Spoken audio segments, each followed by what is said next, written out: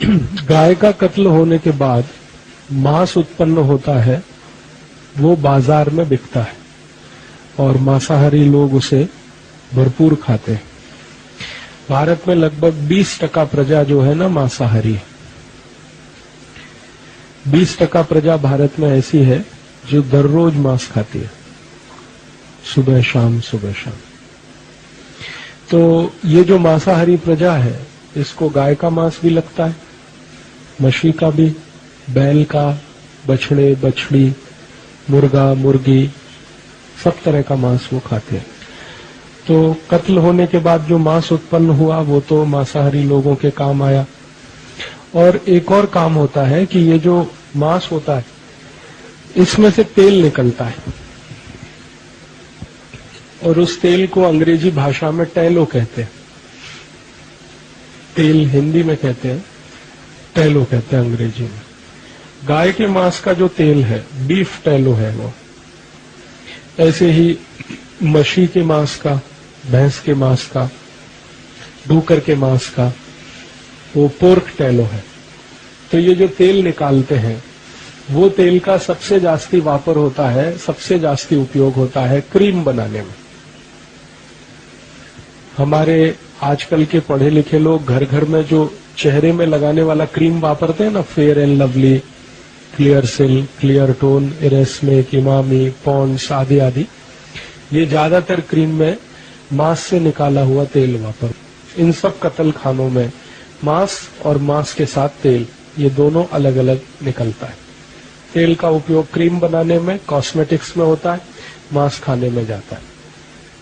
फिर जो खून निकलता है उस खून का भी भरपूर उपयोग होता है औषधि बनाने में।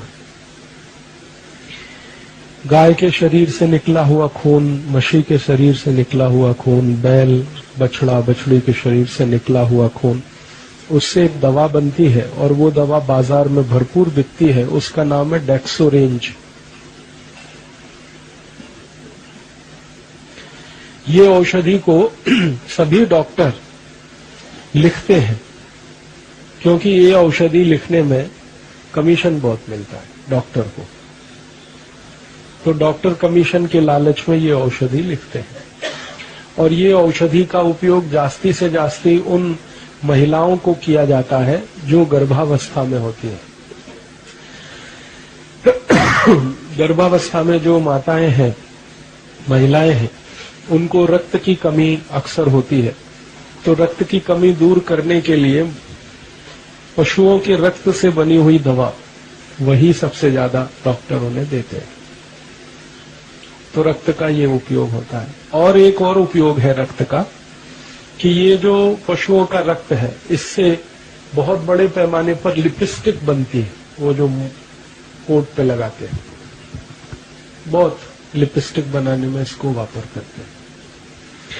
फिर इसी रक्त से चाय बनाने वाली कंपनियां भी अपने चाय में इस रक्त का उपयोग करते हैं।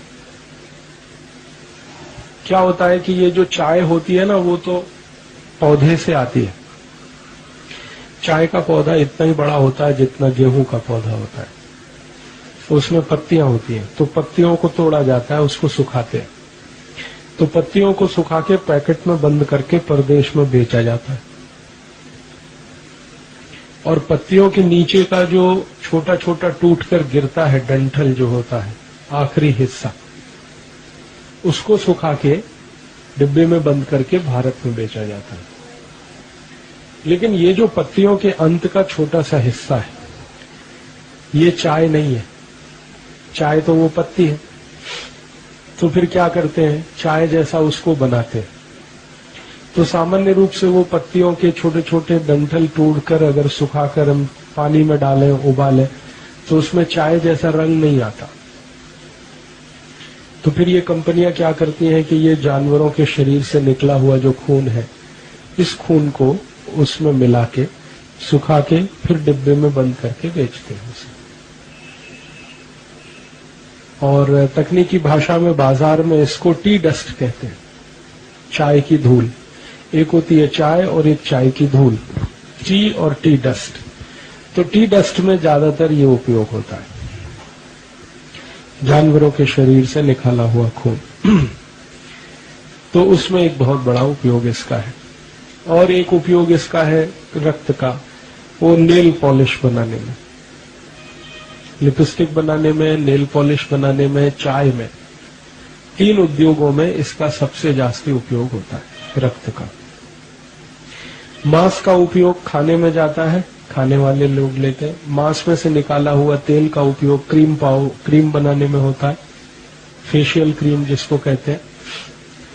अब हड्डियां जो निकलती हैं, उन हड्डियों का सबसे जास्ती उपयोग 2 जगह होता है, एक तो शेविंग क्रीम बनाने में और एक टूथ पाउडर, टूथपेस्ट बनाने में। जितने भी टूथपेस्ट बाजार में मिलते हैं, कॉलगेट, क्लोजअप, पेप्सोडेंट, सिबाका, फॉरेंस, ये सब मरे हुए जानवरों की हड्डियों से बनते हैं। शरीर के जब जानवर के शरीर का कत्ल होता है तो हड्डियां जो निकलती हैं उनको धूप में सुखाते हैं। सुखाने के बाद एक बोन क्रशर मशीन होती है, उसमें डालकर उसका पाउडर बनाते हैं। फिर उसी पाउडर से टूथपेस्ट बनता है, टूथ पाउडर बनता है। और इन्हीं हड्डियों का पाउडर का उपयोग एक और जगह होता है, शेविंग क्रीम बनाने में। और आजकल इन हड्डियों के पाउडर का एक और उपयोग होने लगा है, वो टेल्कम पाउडर जो लगाते हैं, स्नान के बाद लोग लगाते हैं, उसमें भी अब इसका उपयोग होने लगा है, क्योंकि ये थोड़ा सस्ता पड़ता है। वैसे तो टेल्कम पाउडर पत्थर से बनता है, पत्थर को पीस कर जो पाउडर निकलता है उससे टेल्कम पाउडर बनता है वैसे। लेकिन आजकल पत्थर का पाउडर 60-70 रुपए किलो है और गाय की हड्डियों से निकाला हुआ 20-25 रुपए किलो है। तो ज्यादातर उद्योग चलाने वाले लोग उसको वापरते हैं। अब गाय के शरीर के ऊपर का जो चमड़ी होती है, स्किन जो है, वो सबसे ज्यादा उपयोग होती है क्रिकेट का बॉल बनाने में। क्रिकेट वो होता है ना, क्रिकेट खेल, उसमें एक बॉल होती है लाल रंग की, अभी सफेद रंग की भी आने लगी। तो ये जो क्रिकेट की बॉल है, ये गाय की चर्बी के माने गाय की चमड़ी से ही बनती है। और गाय के जो छोटे बछड़े होते हैं, बछड़े बछिया, उसकी चमड़ी का सबसे ज्यादा उपयोग होता है बॉल बनाने में। दूसरी एक होती है फुटबॉल।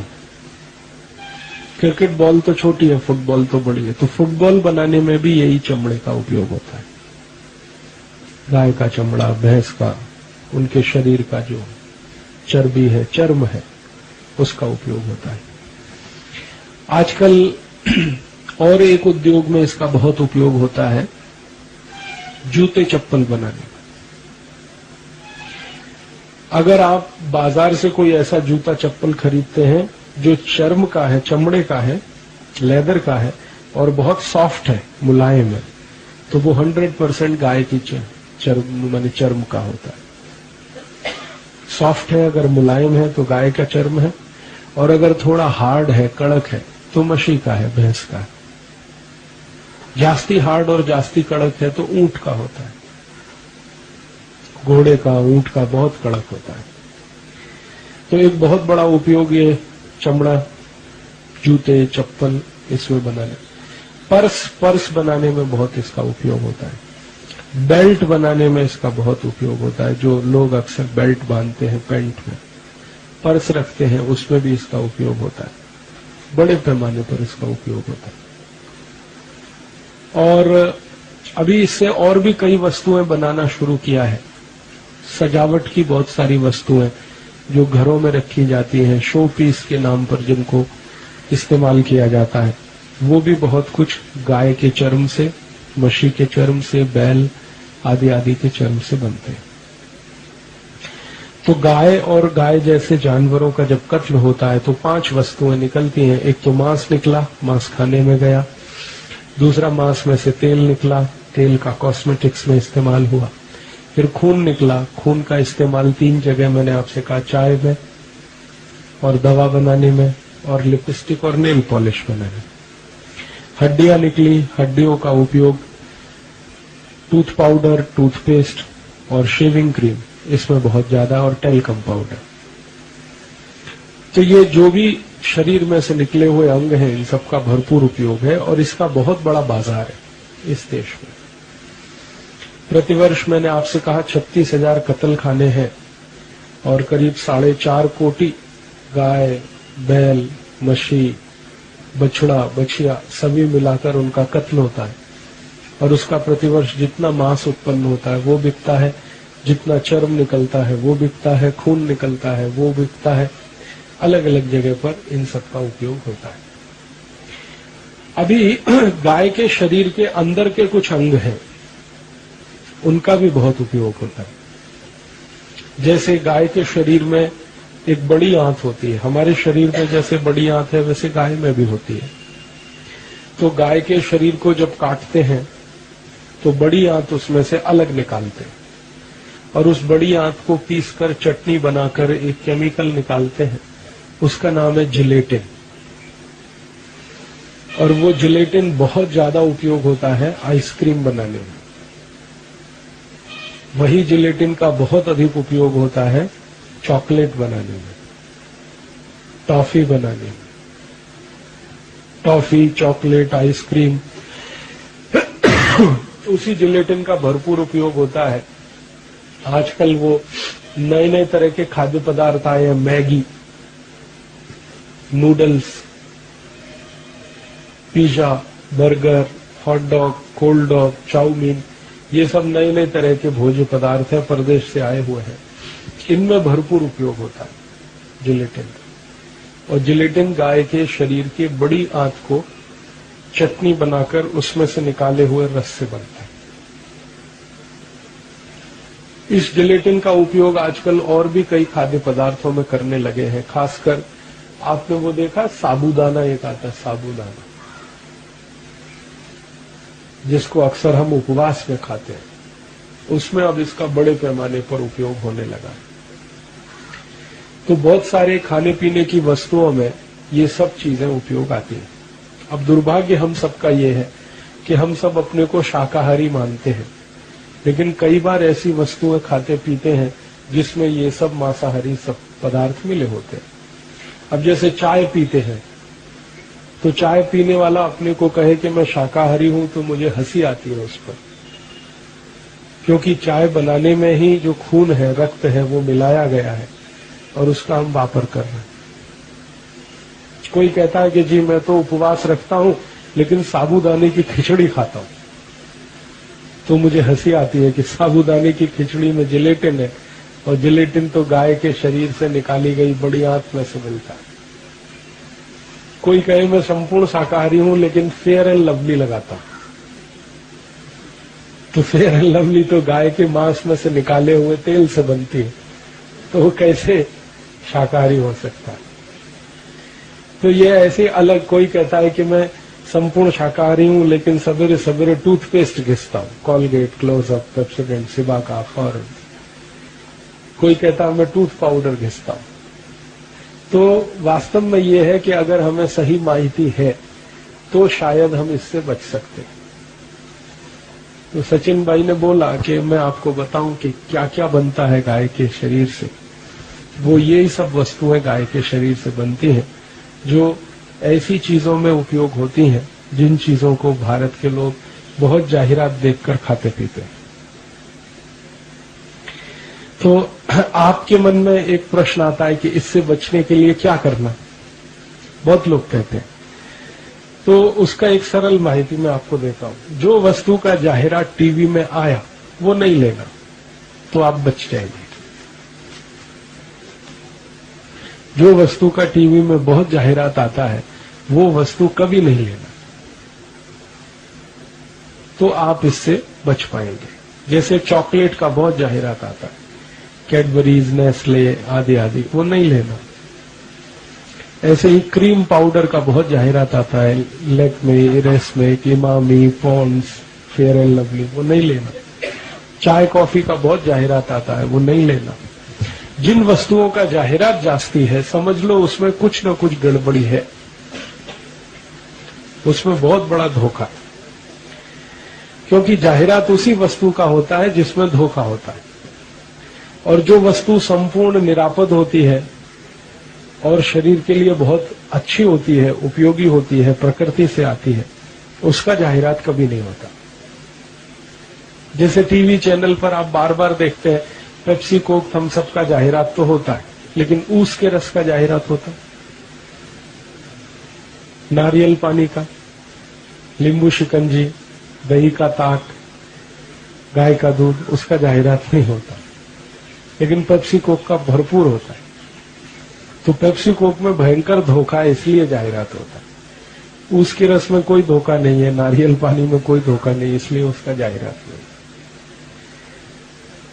गाय के दूध का जाहिरात टीवी में नहीं आता, लेकिन डालडा, वनस्पति घी, इसका भरपूर जाहिरात टीवी में आता, क्योंकि उसमें धोखा है।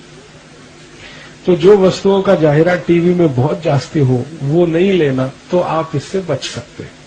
और यही माहिती आप दूसरों को देंगे तो उनको भी बचा सकते हैं।